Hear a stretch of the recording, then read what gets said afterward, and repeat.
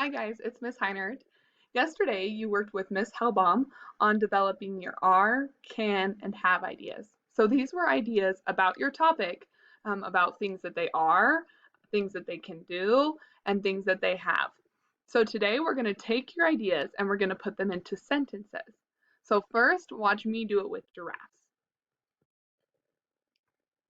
So we are going, so I took Miss Walker's um, topic sentence. She said, giraffes are interesting animals. Now I'm going to think about my first ideas, which were the are ideas. So I said, or Miss Hellbaum decided that giraffes are the tallest land mammals, and they actually grow up to almost 19 feet tall. So that's going to be my first sentence. They are the tallest land animals.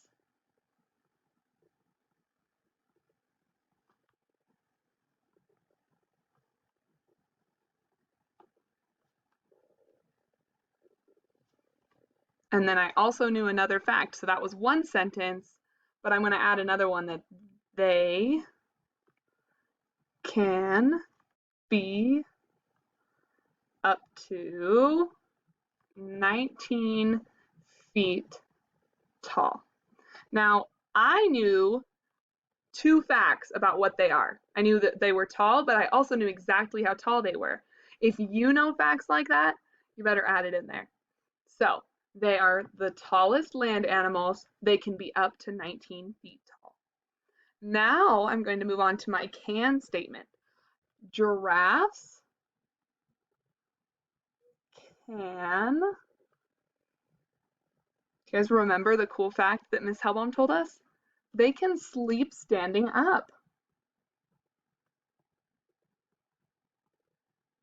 I don't think very many animals can do that. So that is a really interesting fact about giraffes. They can sleep standing up. Okay, so I finished the are, I finished the can. Now I just need to do the have. That one's kind of an easy one for giraffes. We all know something that giraffes have. They have a really long neck. So that would be a next one to add. I'm going to say they have a long neck, and I'm going to add why they have that long neck. They have a long neck. They have a long neck that they use for protection.